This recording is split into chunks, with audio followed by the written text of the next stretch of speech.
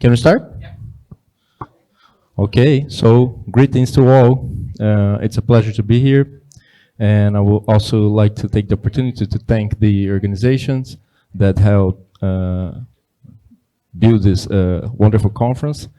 And with such distinguished guests, especially representing different countries and regions, particularly from the South, it's a great pleasure to be here.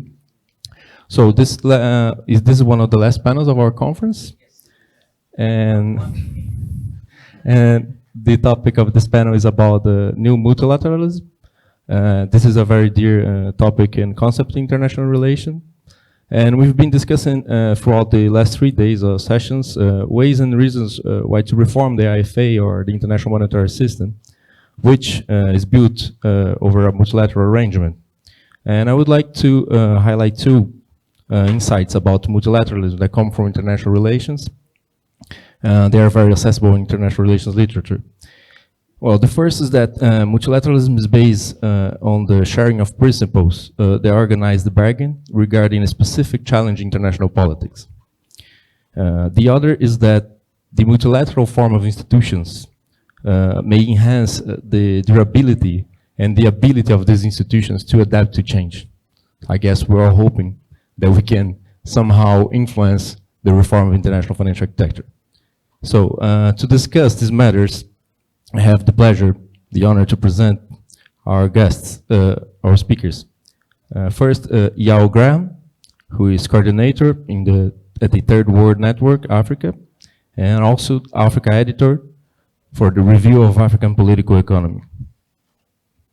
We also have, to my right, Sebastian Valdecantos, who is associate professor at the Aalborg University in Denmark, and Lilia Couto, who is program manager for Economic Climate Prosperity at the Open Societies Foundation, London, and also an honorary research fellow at the University College, also in London.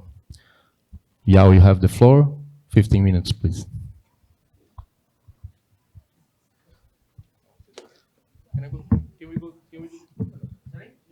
Can we do 15? It's 12 plus 2 plus 1. Oh, okay, thank you. That's just for the speaker to get an idea. Good evening.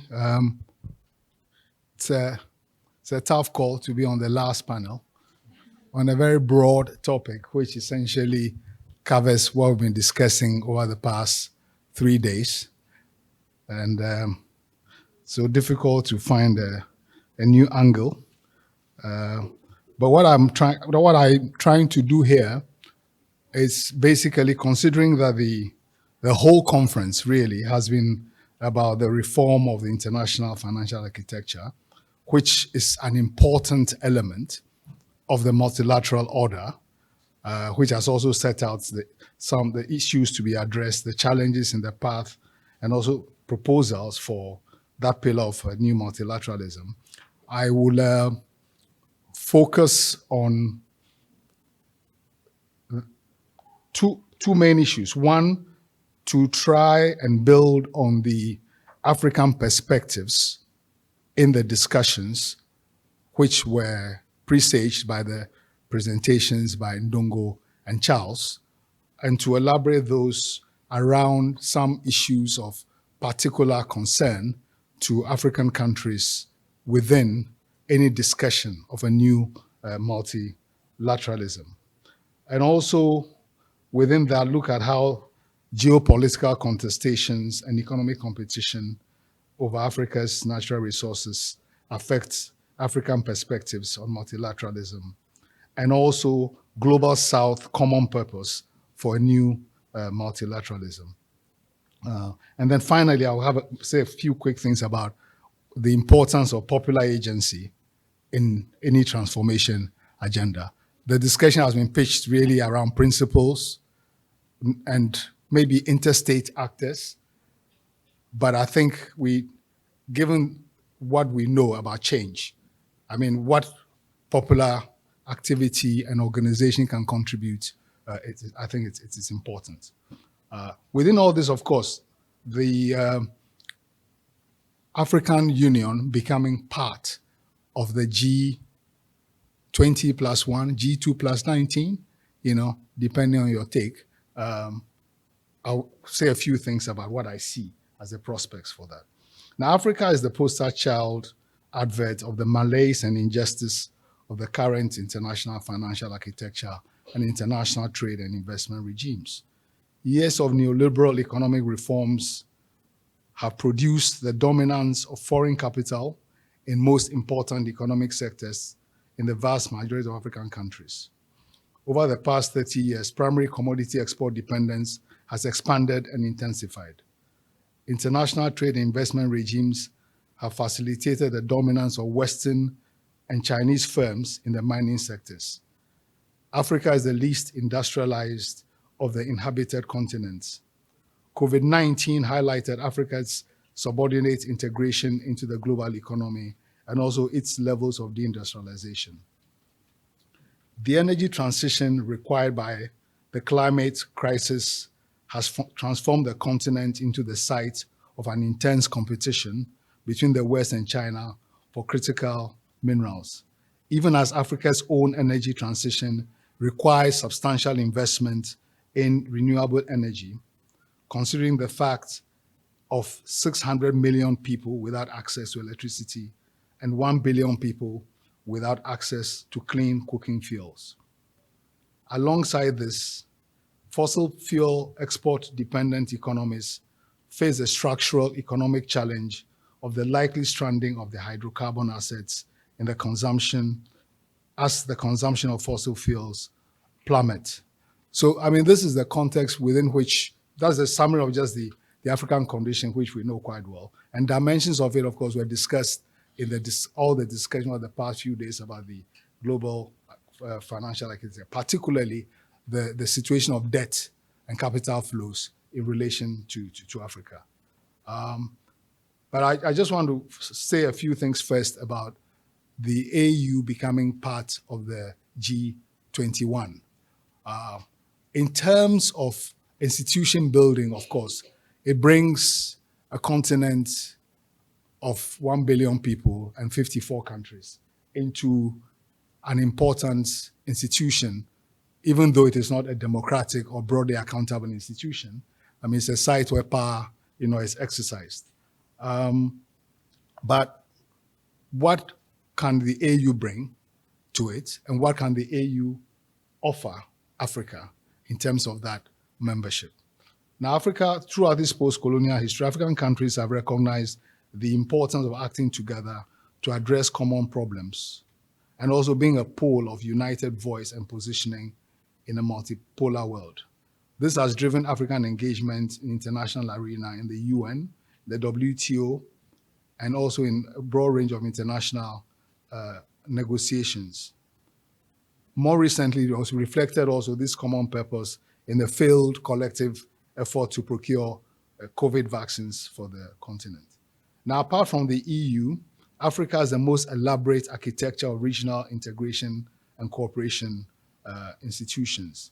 Below the African Union and its many ancillary bodies, there's a layer of 8 regional economic communities, as well as others, such as the Francophone economic communities in West Africa and Central Africa, united around shared currencies linked to the euro.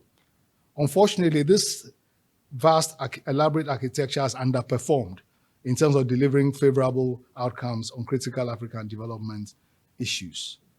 I think part of it has to do really with the decision-making within these institutions. And I think applying that to the AU in the context of the G21 is important, because unlike the EU, which has a negotiating capacity, which is a single entity in kind of international arena and international law, the African Union has a commission, but its decision-making still has to be mediated by each important thing being negotiated among countries.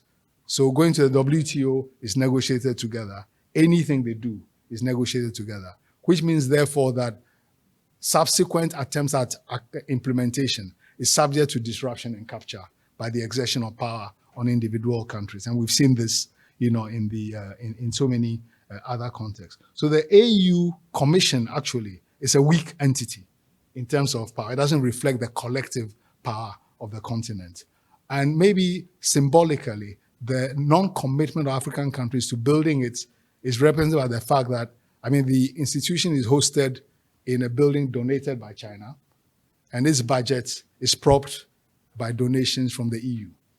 Okay, so it's at the center of the contestation, if we can say. So I am not terribly optimistic about the AU in the G21, although it could be a catalyst for it recognizing an opportunity, to do something. But for that to happen, a lot has to shift, in terms of internal African decision making.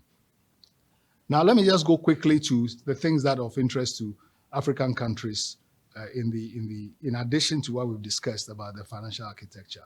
I think the issue of UN reform, the issue of reform of international trade and investment regime, and also issues around health, pandemic management, and migration are quite important. The migration issue, of course, is directly linked to the economic situation and climate change on the continent. I mean, a lot of the migration is from, economic causes, and also the effects of climate, and in some regions by war. So although it has become an issue of kind of fortress Europe and unilateralism, actually it's a global kind of governance question because of the drivers, of migration. So this is an issue Africa is interested in.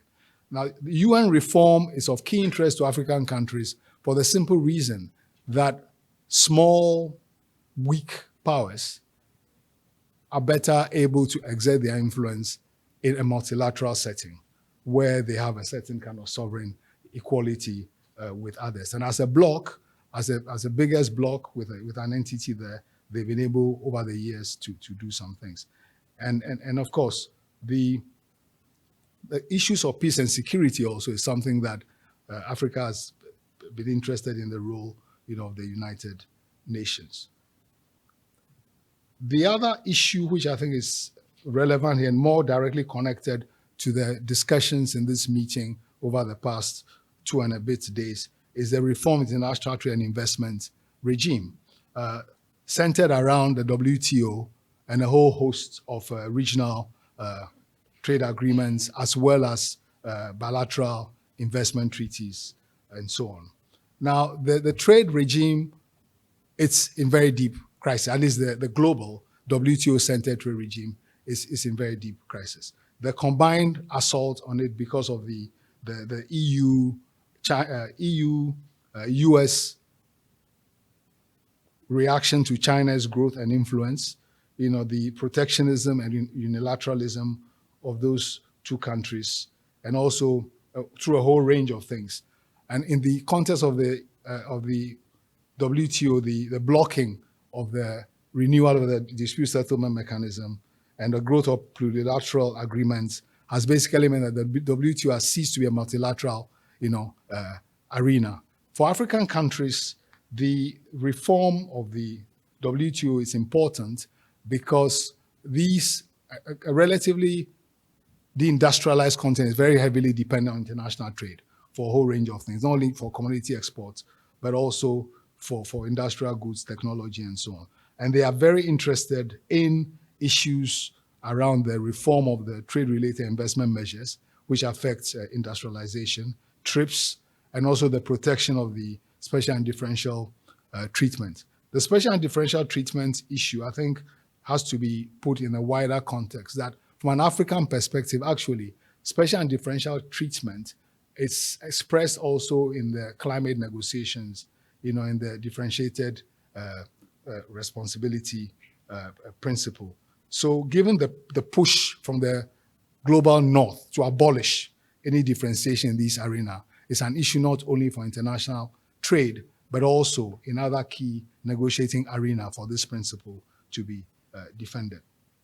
In the WTO, we can see some of the problems that are faced by Global South cooperation around the issue, for example, of China's, the isolation of China around its attempt to introduce an investment agreement with South Africa and India leading the charge, against it. The issue of investment frameworks, what we've seen is that The commodity boom exposed the privileges and poor returns for African countries from the extractive sector dominated by transnational corporations, which has highlighted the importance of the need to reform the investment regimes to be more supporting of domestic capital accumulation and industrialization. But the difficulties of going forward on these are influenced by the fact that Africa is a site of ferocious, competition, both military as well as economic.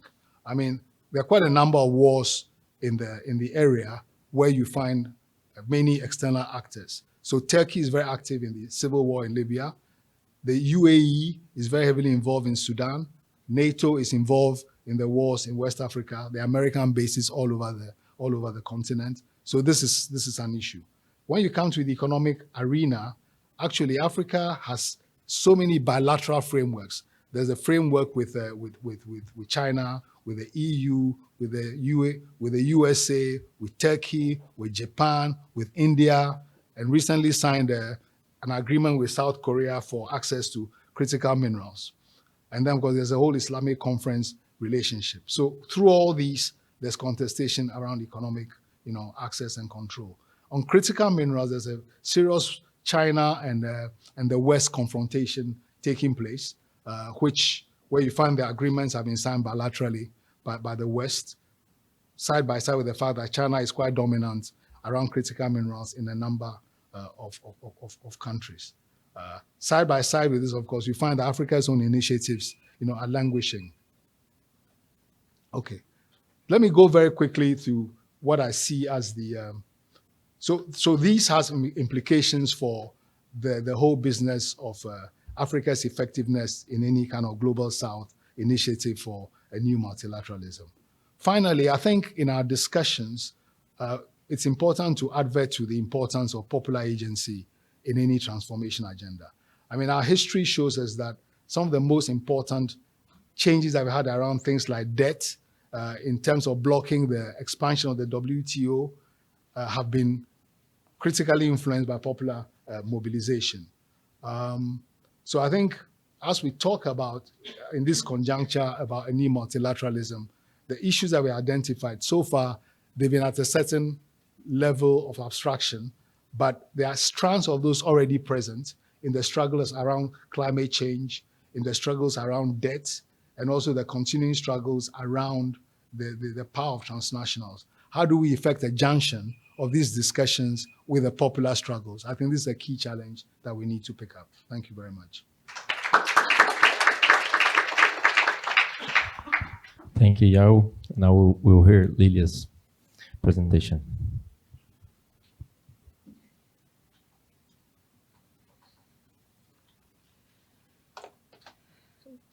Good afternoon, everyone. Thank you so much, Yao, for raising the perspectives of the African continent, which in my view is really what we need in a session like this.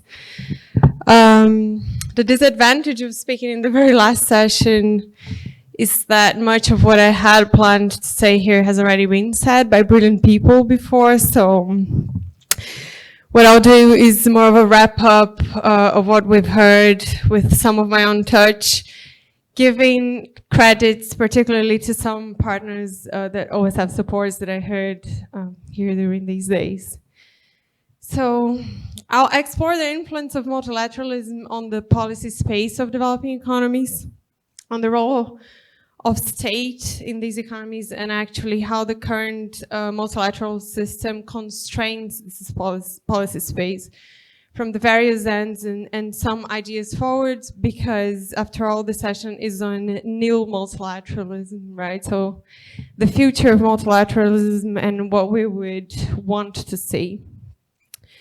So most development finance discussions are disconnected from real world transformation agendas. They fail to recognize that no lasting solution to insufficient resource mobilization and that unsustainability will be found unless the structure of domestic economies is profoundly changing emerging markets and developing economies. So we've seen that the financialized advocates of the Washington Consensus, the Wall Street Consensus, have not delivered for individuals or communities in the Global South. So according to UNCTAD, 3.3 billion people live in countries that spend more on interest payments than on education or health, which ultimately impacts democracy. So we've heard quite a lot here about the case of Kenya in the last days. And this morning we heard UFN Lee about the mass protests caused by the government's decisions to transfer the pains of IMF conditionalities onto its people through regressive tax policies that would disproportionately affect the poorest. Right, so the efforts of civil society in some states to reconfigure the direction of financial flows have been hindered by the inequities of the very multilateral institutions that are mandated with the responsibility for socioeconomic development, such as the World Bank and the IMF. So in our program at Open Society Foundations, our new program that some of you may have heard of is called Economic and Climate Prosperity. We are looking at the multilateral systems currently as mainly as sources of relevant barriers to climate consistent and climate resilient new economic models for countries in the Global South that are state-led. But with a view to turn this tide. So with proposals and with the intention to support and incentivize some of the reforms and the possible solutions to multilateralism, to turn multilateralism into this new thing that we're supposed to be talking about in this session. So we have this view of new economic models in developing economies centered around green industrial policy so that we can promote economic and climate prosperity, like the name says, at the same time. But very important to say that when we say green industrial policy, it's not only manufacturing, it is much broader than that and multi-sectoral. But the IMF, in its recent publications, does caution that green industrial policy can endanger fiscal sustainability, trigger a wasteful global subsidy race, entail discrimination against foreign producers, trigger FDI outflows and loss of employment in trading partners, hamper green technological diffusion, and provoke retaliation by other countries. So we still see from the Bretton Woods institutions, a lot of resistance against this kind of new economic model that we're talking about. And while these outcomes are possibilities, it may also be possible that they will forge bold and successful pathways through careful policy planning. So we want to see how these institutions can actually support and foster this process through careful and allow these countries to do careful policy planning.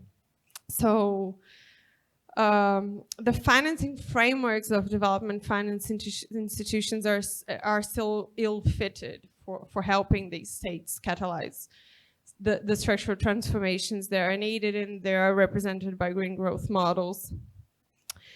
So like Marina Zucker-Marquez brilliantly put yesterday, for developing economies to do this kind of policies, they will need external concessional finance. This financing needs to be highly concessional, longer tenors or repayment periods, and fewer conditionalities, like we heard here also, than those imposed by the IMF normally. So these countries in the Global South, emerging markets and developing economies, they should be able to do green industrial policy in a world of polycrisis where really nobody can dodge the need to incentivize certain sectors and technologies in order to achieve the massive transition that is needed to a climate resilient world, while we also try to solve the development problem at the same time. So we know that the worst hit by climate change are also the most vulnerable. and they need to adapt and to become resilient. And in this same context, the EU and the US are already making broad use of green industrial policy without being bothered by trade rules. So this brings us to another source of multilateral double standards, which Yao also raised, so thank you for that, which is trade. So we had Martin Guzman here, and Martin Guzman and Joe Stiglitz, they put brilliantly in a recent paper they published on international trade rules, and they put that international trade rules determine not only production specialization patterns, but also the extent to which and what kinds of industrial policy can be employed by developing economies mostly. And they also argue that economic divergences may even increase with the end of neoliberalism and the way it constrained industrial policies. So the rich countries have more resources to finance industrial policies, have institutional frameworks that they allow, that may allow them to more successfully implement industrial policies, and because of greater scales of their economies, they have a greater incentive to invest in industrial policies. So this divergence may well undermine the kind of cooperation that would most facilitate the rapid adoption even of green technologies, because progress in reducing greenhouse gas emissions may be far slower than is desirable or possible, especially in the case that intellectual property rules in the north enable firms there to attempt to extract even rents from the south. So on some solutions to all these problems that I've raised here, a few reforms, so from the finance side of things, from the trade side of things, a few reforms to advocate for. So multilateral cooperation for international taxation, that we also heard a lot here, to create additional revenue for green development in emerging markets and developing economies. Reweighting climate-friendly investment in DSA frameworks. Increasing MDB capital, so not only like balance sheet optimization, to ease the trade-off between development and climate finance. I'm sorry. No, I have, no, it's okay. Although I'm from Rio, I'm not used to air conditioning anymore, so, oh, thank you. Breathing got a bit hard. So yeah, I'll try to, thanks, to wrap up. So some other solutions that we're seeing, that we are trying to work on and proposing. So like I said, multilateral processes are on international taxation, so international cooperation for taxation, like what we've seen in the Brazilian G20 presidency, the declaration that they have approved, to raise more revenue for green development in emerging markets and developing economies, DSA frameworks that reweight climate-friendly investment to facilitate climate action, increase MDB capitals, like I said, new financial instruments for climate action, but like Yao also said, the common but differentiated responsibilities principle should be operationalized by leading economies in the application of adjustment measures, new trade agreements that includes clauses recognizing the complementarity of reducing global emissions and domestic development, and flexible intellectual property rights agreements that allow emerging markets and developing economies to take advantage of development opportunities presented by the climate transition. And I think I won't use all of my time. This is the very last session, so we can be more democratic and hear more of who's sitting there. Just a couple of recent positive advancements in multilateral processes towards what I've been talking about, or what we want to see. So, like I said, the Brazilian presidency of the G20 has been more progressive, at least in my view, from what we've seen before, having invited Gabriel Zucman to propose a minimal tax globally on high net worth individuals, the recognition of the role of the UN Tax Convention, although we know it's been a thorny issue. But also on the UN Tax Convention that Chennai Mukumba so greatly presented this morning. So I won't even say much about that. But personally, coming from the climate side of things and climate multilateralism, that has made me quite skeptical. I think it was a good step forward to replace consensus by voting majority, because there's always the challenge and the threat that some, especially countries in the north, will abandon whatever is agreed if it's not what they wanted. But at least with voting majority, you can get to messages that wouldn't come through otherwise, and that it was what really happens in the UNFCCC, because one country can hinder having any text or anything agreed.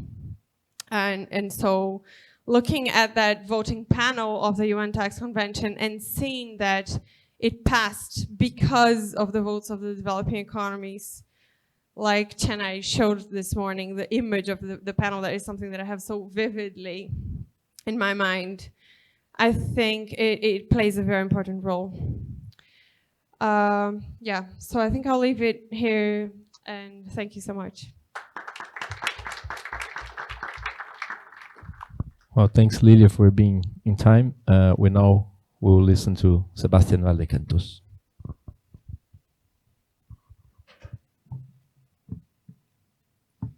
Okay, so good evening, everyone. Thank you very much, IDEAS and the Federal University of Rio de Janeiro, for inviting me and sharing with you this very interesting and insightful 3 days. So there is a presentation there.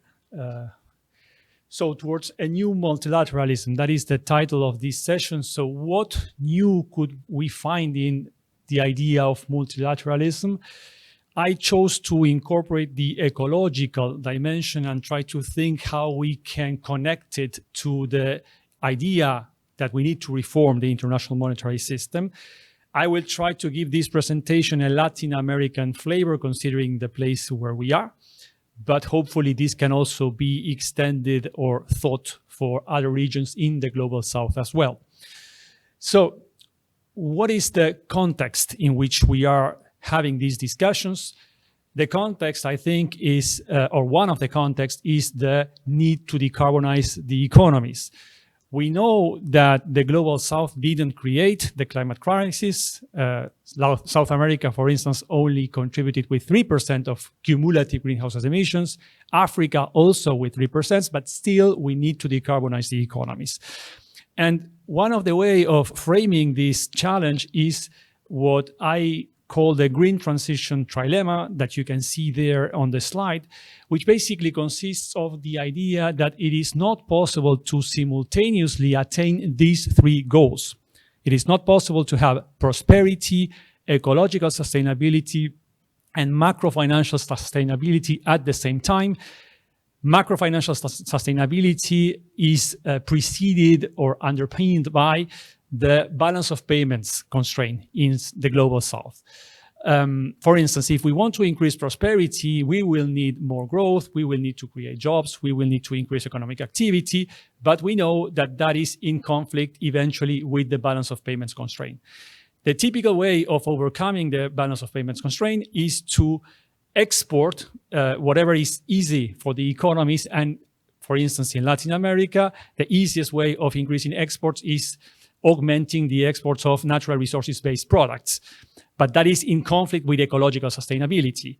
So if we want to overcome the balance of payment constraint, we will be at odds with the goal of ecological sustainability. And if we want to decarbonize the economies quickly, then that will be conflicting with the balance of payments constraint. So this is the reason why at least in Latin America, and based on what I heard from the people presenting from different countries from Africa, this seems to be an interesting framework in which we can frame the context of the new multilateralism.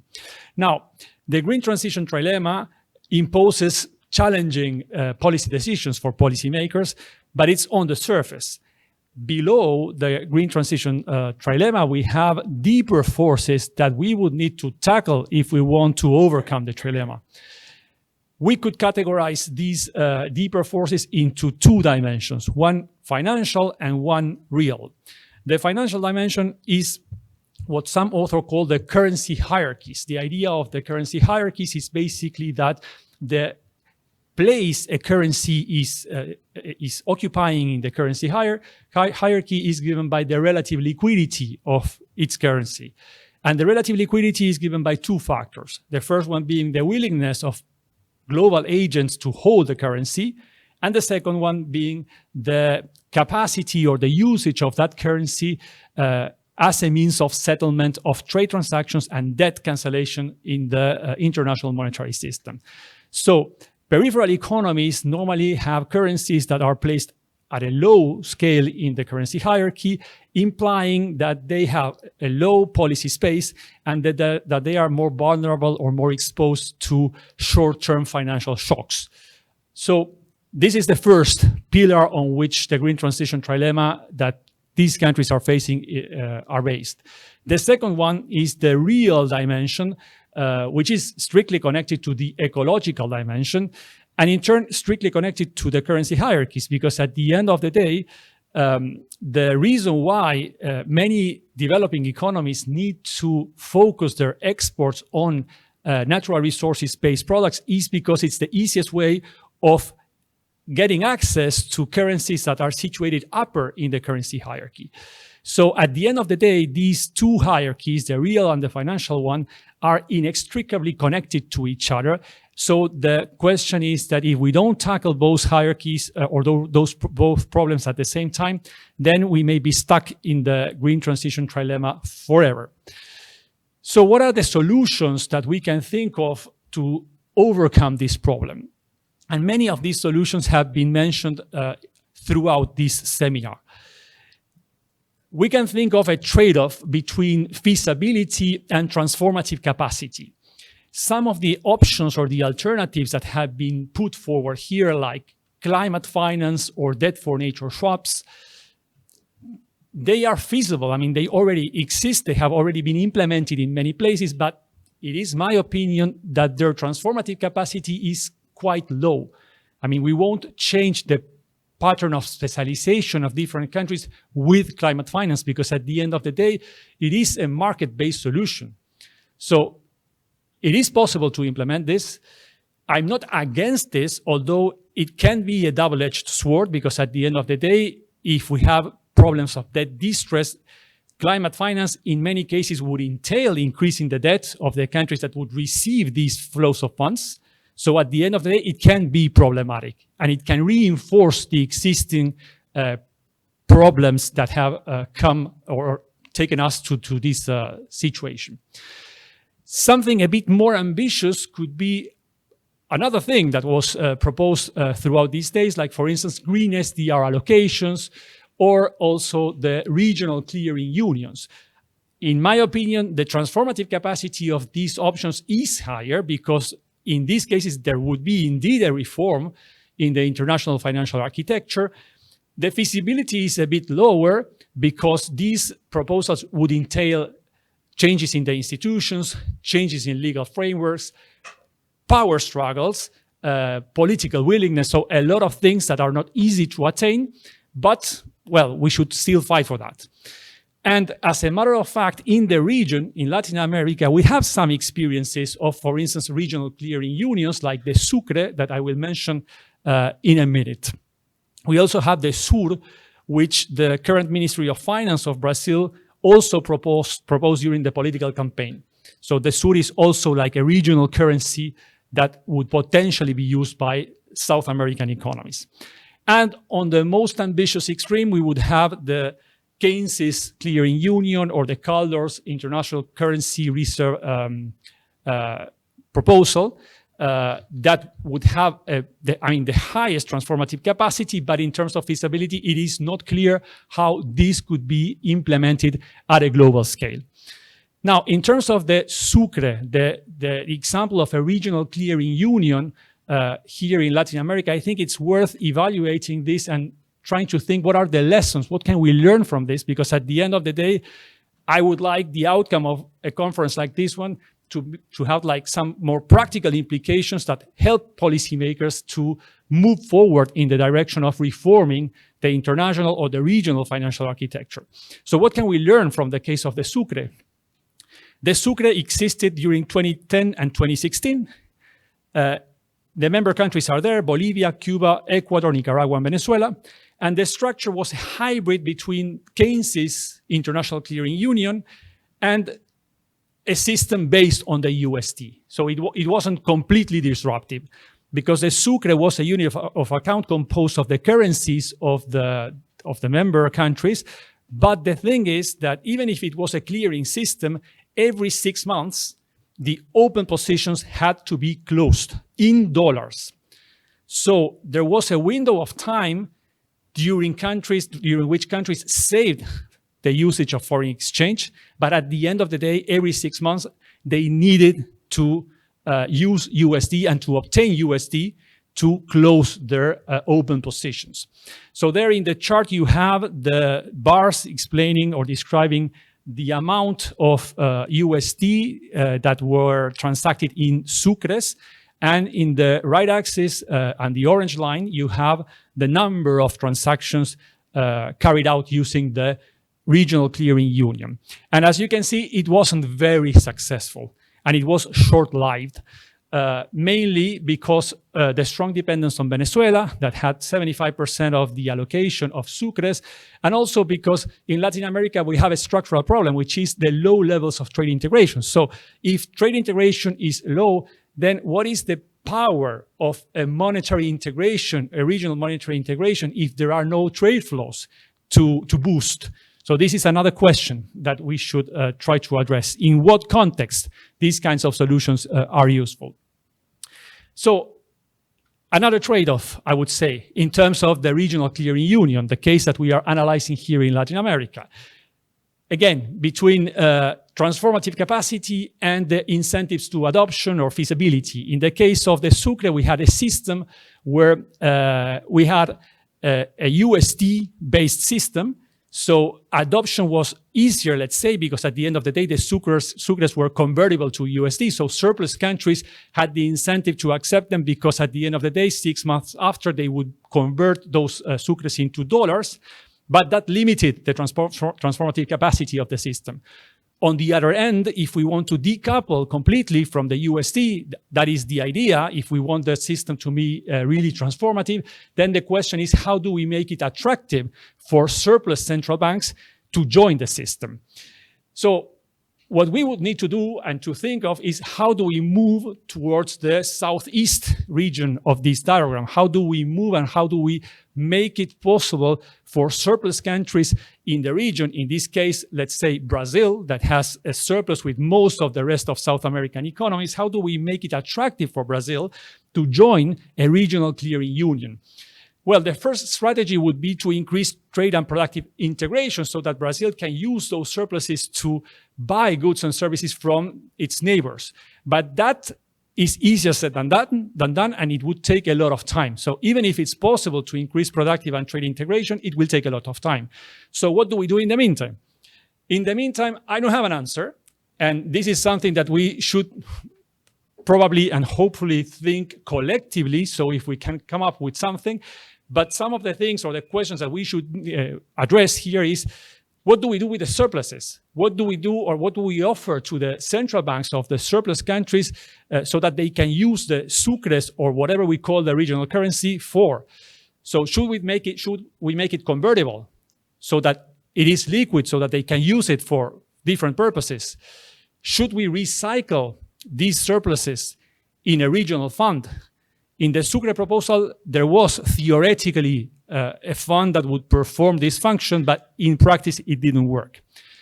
Should we incorporate some types of penalties, like in Keynes' proposal here, for instance, the démourage, the idea of having a negative interest rate on surpluses? Well, this could work theoretically, but in practice, what this could generate is a disincentive for surplus countries to join the system. So I'm not sure this could work. So that's why I say that I don't have a clear answer to this, but I am very sympathetic to this initiative. So I think this is the reason why I think that it makes sense to join forces and see if all together we can come up with solutions that can really help our policymakers to overcome the green transition trilemma. So I know this is challenging. I know it's not easy, but I don't want to end this conference with a pessimistic note.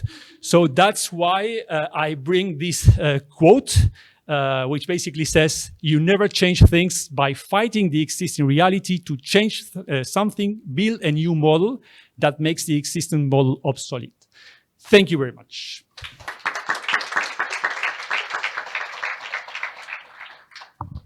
Well, thank you so much, Sebastian, for your nice presentation. And so now the floor is open for questions for the audience. I see Devika there. And another here on my left. So please. Thanks so much for a great panel, great interventions as always. My question is for Fernando. I think very simple, I guess, maybe not simple.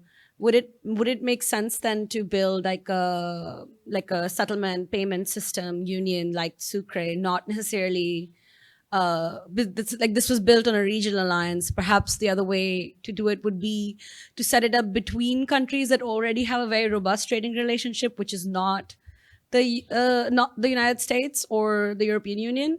And I'm wondering, is there a group of countries where this would be already possible, regardless of the existing groupings that we know exist right now? Thanks.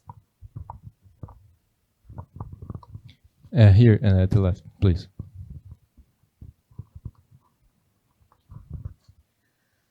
Thank you to all the panelists. My question is to Yao. Would you identify yourself, please? Yes, Mayada. I'm from IDEAS. Yes, thank you so much. So my question is to Yao. I mean, you mentioned the role of sort of popular mobilizing, and that's really important. And I guess my question is how.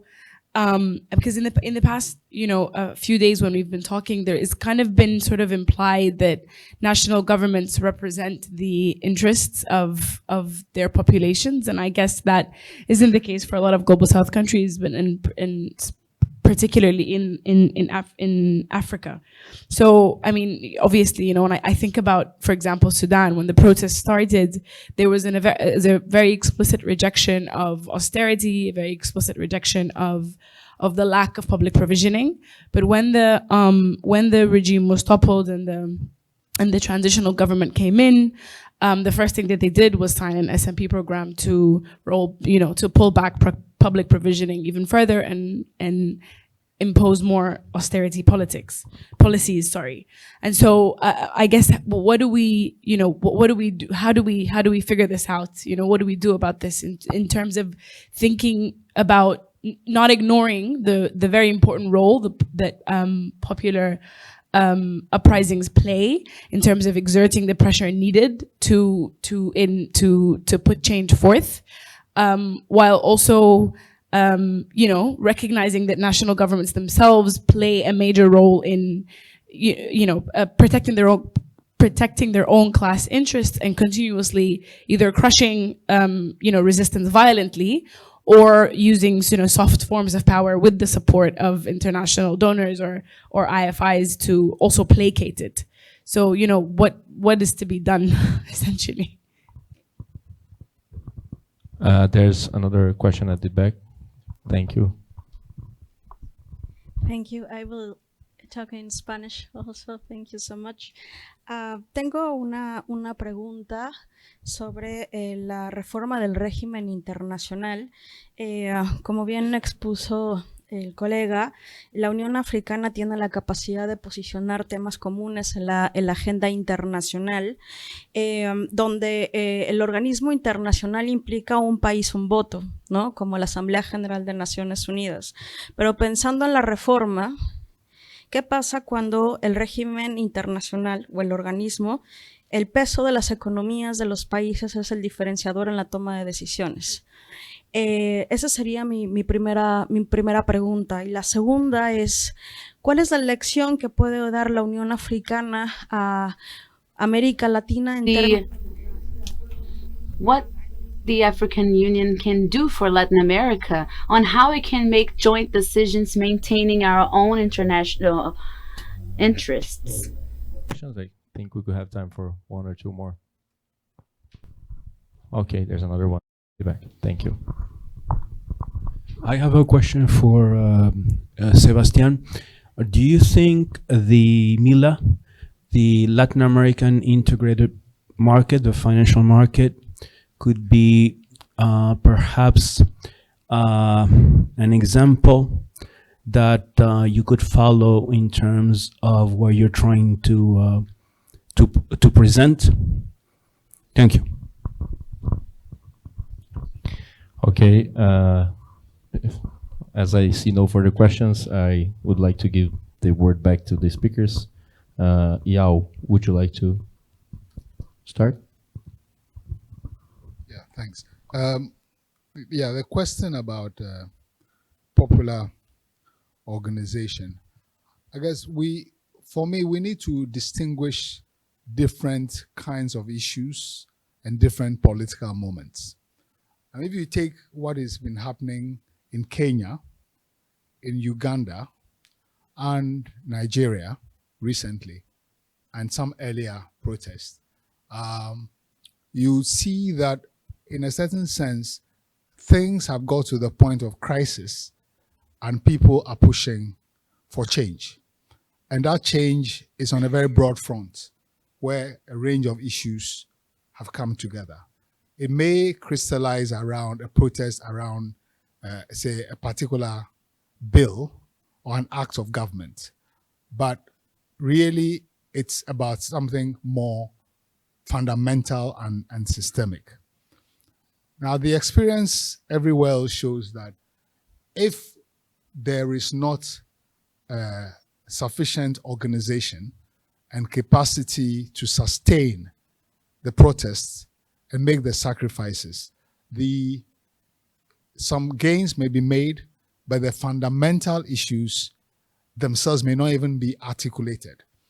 So if you take the protests in these three African countries, it's arguable that the nature of the economy, its vulnerabilities to international processes and practices of the types that we've been talking about, fundamentally are drivers of the problem in Kenya.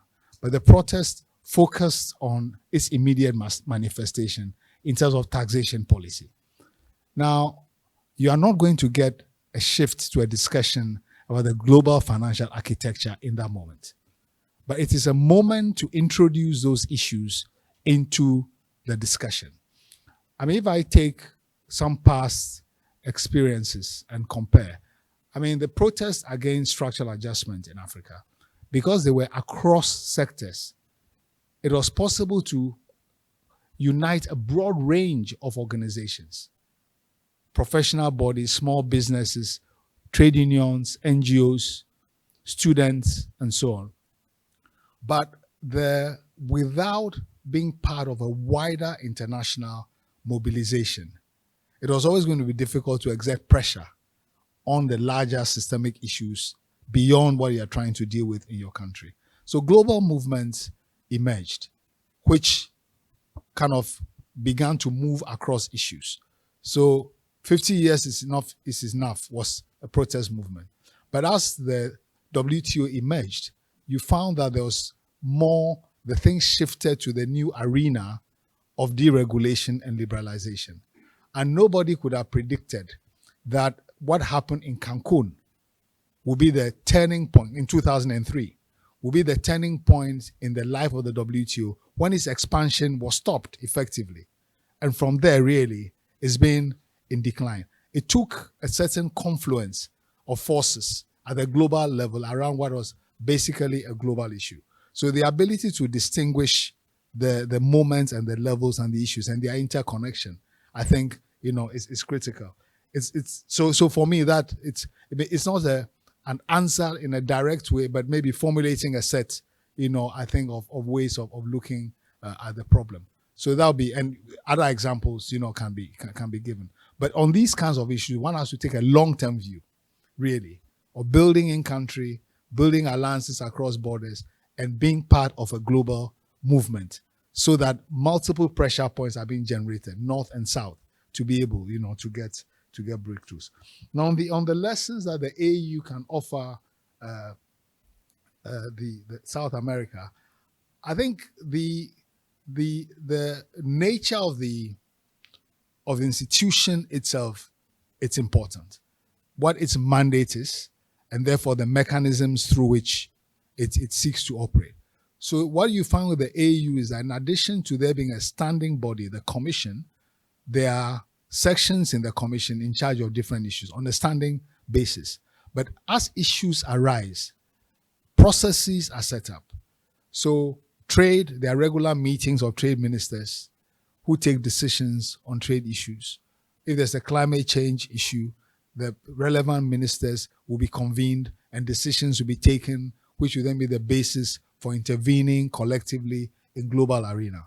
One of the weaknesses of that mechanism is that in the arena, because it's not the AU speaking, but individual countries who are intervening as nation states, there's a danger of the susceptibility of key actors to external pressure, where suddenly the United Front breaks down, or even spokespersons begin to waver, around the position they are supposed to represent. But acting together generally has been useful. And related to that point also, of course, the nature of the forum is important. So in a one country, one vote forum, where it's not weighted voting like you have in the Bretton Woods institutions, that kind of thing is important. But if, say, African countries seek to act together in the Bretton Woods institutions, their combined voting weight is nothing compared to that of the more powerful countries. So there, alliances beyond an African bloc becomes important. Even in a place like WTO, where it's nominally one country, one vote, we know that the green room processes mean that there's a limiting of influence of the one country, one vote. And of course, a lot of arm twisting takes place in those kind of spaces. So there again, the fragmentation happens. And the example I gave about what is happening now, where what used to be a united bloc, broadly speaking, has fragmented around the Chinese investment facilitation for development proposal, where they've built a bloc around it. Some African countries are in, some are out, but India and South Africa are leading the charge against it, because China has become a capital exporting country and is now reintroducing investment as an issue into the WTO, when blocking investment in the WTO was a common achievement of developing countries in 2003.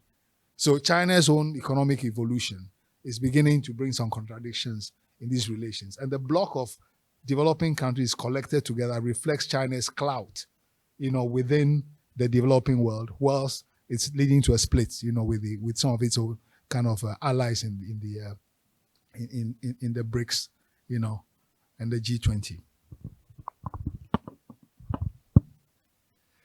Okay, so thank you very much for your questions regarding if it would make sense to have a regional clearing union like the Sucre between countries that are more complementary in terms of their trade relationships. Of course, that is the problem that the Sucre had or one of the problems that the Sucre had in Latin America. So one option would be to, instead of defining the scope of the regional clearing union by proximity, to define it by the complementarity in terms of trade flows. One possibility, for at least for Latin American economies would be to try to establish such a relationship with China. As a matter of fact, President Lula proposed the creation of a currency for the BRICS. There were not too many details about that proposal, but it could be interesting, at least for Latin American economies that have a trade deficit with China. The question here, or I think it would be the same thing that I was presenting before. What would be the incentive for China to accumulate surpluses in a currency that is not really liquid? So yesterday when Leonardo was presenting his presentation, and he said that a new system is in the making. I was trying to think if part of this new system that the BRICS may be having in the making could consist of some form of clearing union between the BRICS and their trading partners. So I think it would totally make sense, but it would be crucial to have like a relatively balanced trade flows between the member countries, and I don't know if that is easy to find. At least in Latin America, you see very large imbalances in that aspect. And regarding the second question about the whether the financial flows or the financial markets of Latin America could be a way where we could recycle the surpluses that we had in Sucres. I'm not sure, but I think that the solution has to be financial in a way.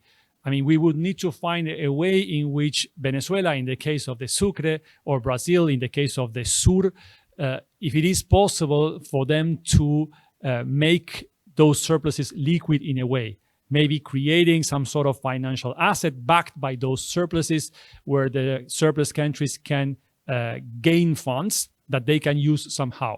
I'm not sure what type of vehicle it would be used in that scenario, but for sure, having those surpluses not being used at all, idle, and just penalizing surplus countries for those surpluses that in a way are structural, I think that it would go against their incorporation to the system. So definitely there should be a financial solution to the problem. But as we were discussing in the break, it's not easy to find what type of financial instrument it would be issued, because what would be the incentive? Let's say that in the case of the Sucre, Venezuela issued a treasury bill based on or backed by the Sucres. What would be the incentive of someone else, a foreigner, to buy that asset? Maybe, yeah, it is because the reputation of Venezuela is not that high. And if it wasn't Venezuela and it was Brazil, it would be easier to make that or to issue that financial asset. I don't know. But definitely, I think that at least speaking of regional clearing unions, or based at least in the example of the Sucre, it seems like there needs to be a solution to the problem of the surpluses that in that experience, it wasn't found. And in the material I read evaluating that experience, I didn't find any constructive proposal to this problem. Well, thank you, Sebastian. Do we have time for another? Would you like to comment? No? Okay. So if we have any more comment or questions, do we have time? Yes? Anyone? Oh, okay, Luis Fernando. Yes. It's coming from your back. Well, I'd just like to hear you about the monetary arrangement of the Mercosur. I don't know if you have a luck in this experience, and compare this experience with the Sucre experience. Mercosur. There is this regional arrangement in Mercosur, monetary arrangement, that it did not involve a currency, but I'd like to hear the difference between the compared to the experience that you spoke. What I know from Mercosur is the bilateral agreement between Argentina and Brazil, so the trade in domestic currencies, but that is not decoupled from the USD. I mean, there is a continuous clearing of the open positions of the countries, and that clearing is done in USD. So at the end of the day, I think, it has the same problems that the Sucre had. It is anchored in the USD. There is no real decoupling from the need to have foreign exchange. And I think, if I'm not wrong, that in the SML, this bilateral system between Argentina and Brazil, the clearing is daily. In the case of the Sucre, it was every 6 months. So there was a larger window of time where countries could save the use of foreign exchange. So yeah, I mean, it is another mechanism. I mean, the good thing of the SML is that it is used. So, I mean, another possibility would be, instead of thinking about the regional clearing unions as the first step, I think that Professor Kregel wrote this some time ago, we could use existing mechanisms to move towards the regional clearing union. So the regional clearing union would be the final step. And before that, we start building on like currency swaps or this SML in the Mercosur, so that we lay the foundations for the establishment of the regional clearing union once the conditions have been given. Okay, thank you. So I wanted to make a question to Lilia as well. And the question here is that you presented a very interesting analysis about the need to change the multilateralism and the difficulties in doing that. And you also presented several solutions, several reforms, several ways of going forward. And you mentioned the Open Society Foundation. You have been doing research and reflections about that. So I wonder if you also have a, how can I say, an understanding of how to mobilize those reforms from the same general perspective. I mean, how could those reforms be achieved? Is there some form of coalition or political, social movements? How do you see that? Thank you. This is a very good question. I need to start by saying that Open Society Foundations doesn't really do research. We support the people who do the great research. Although I am a researcher myself, like at OSF, it's not what we really do. We enable the great researchers to do their research, like some of the people in the room here. But it is a great question. Thank you for this. So the ways in which we try to support these reforms that I was talking about, well, we're only just starting, to be honest. Like, I must say that we have only just approved our new program, and these are part of the aims and the ambitions that we have. But we plan to support some groups to do this. First, progressive governments, so policymakers, decision makers, like even technocrats in progressive governments, to push for those. So the case of the Brazilian G20 is a recent and explicit case of that. And also civil society coalitions, for sure.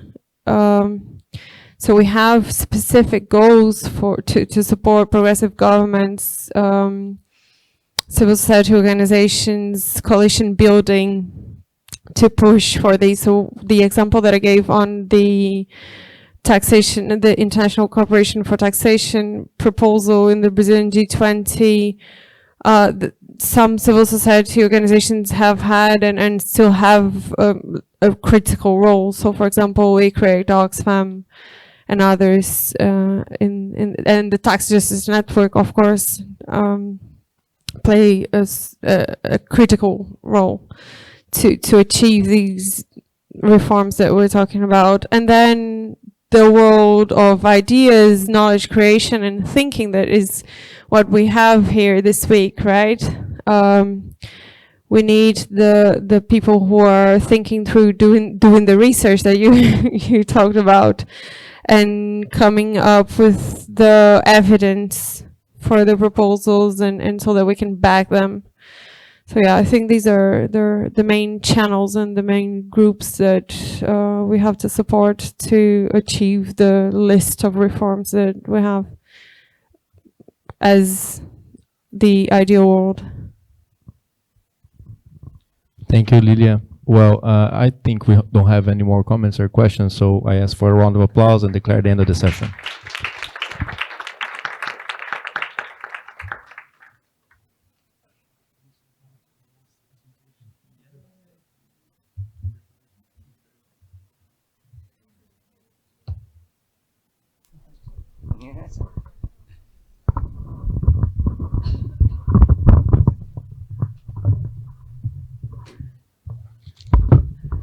Okay. Well, we are supposed to wrap up. Must confess, I myself am not sure what we mean by that, but let me put it this way. I'm sure we'll all, as we go back home, be thinking about all the discussion and the way this event went. From the point of view of ideas, of course, this was quite important because of the fact that, partly because of developments in India, where the secretariat used to be located earlier, and subsequently because of the pandemic, we had been through a period which was a lull in the sort of working history of ideas. And of course, during the pandemic, it was impossible to organize anything. But fortunately for us, we had begun our restructuring exercise, and after the pandemic, we shifted the secretariat to Accra, and the process has begun, and we've been quite active. This is the third conference which we are organizing or co-organizing this year. And in that effort at rejuvenation, this was important, because it was the first really big event we are doing. We've done big events in the past. And as in the past, we tried to combine this with a workshop for young scholars, even though it couldn't be for very long. It was just for 2 days. But yeah, it was for us an important event in terms of rejuvenating ideas after the lull. And in that process, this was an important event. Of course, the reason we chose this was determined by circumstances. The fact that there was a progressive government in Brazil. Brazil had the presidency of the G20, not because of excessive faith in what the G20 is going to deliver for us, but that's a set of circumstances if we felt that warranted intervention in some form, and this was the beginning of that intervention. And so for us, it's been a satisfying exercise. There is the problem that events like this are extremely broad in their canvas, and maybe a little larger than a discussion forum should be in terms of size and the number of people participating. But that's because of the kind of event it is. And but I think despite that, it went well from our point of view. And thanks to all of y'all, to all the speakers, to all the chairs, to all of you who participated in the discussion, to all the young scholars who turned up and engaged with us, or the instructors over those 2 days. I suppose if we look at it, what we were trying to achieve was trying to get an understanding of the sort of impact of changed context, because so much has been written over the years on all the set of issues which are before the G20. It's not that we are addressing issues which are new, but it was to try and get an understanding of how the changed context is going to influence or has been influencing, particularly given the fact that we have a set of presidencies of the G20 which moved to the south in some sense, Indonesia, India, Brazil, South Africa. And the idea was to identify also the set of new issues and challenges which have come up. And in that, the way we framed the program was determined by that. And I thank all of you all for putting in your effort to do that. What do we intend to do with all of this? Well, one thing we're going to do is to get back to you and try to persuade all of you all to put into short notes the interventions you all have made, or even larger notes, so that we can initially carry it in the website. We also plan to try and put together a short document on the kind of issues which were raised, the kind of recommendations which are sort of implicit or explicit in the discussions we've had, not as a joint statement from this conference, but as a sort of an outcome document of the conference, which we'll put up on the website, and use it as the basis to plan our work. Not much we can do before this G20 summit, but definitely plan our work in terms of what we'll be doing around these issues as we move to the South African presidency and the next summit in South Africa. So that's what we're going to do. But as I said, we'll come back to you and make requests in terms of putting this together. I just need to go through the process of thanking a set of people. Of course, I thank all of you and the speakers and chairs. But firstly, I think what was extremely good for us, a reflection of the state of politics in Brazil, is that we had, besides UFRJ, which of course is not just the first time we are partnering with UFRJ, we did it in 2002, long years back. Franklin Serrano and Carlos were involved in that. But it really was that the partnership which we had with BNDES, actually, I can't see, well, maybe at least I can say about India, I can't see a development banking institution being so open and willing to engage with people like us. So our ideas of the kind that come out of this group. So that was also really satisfying and good for us.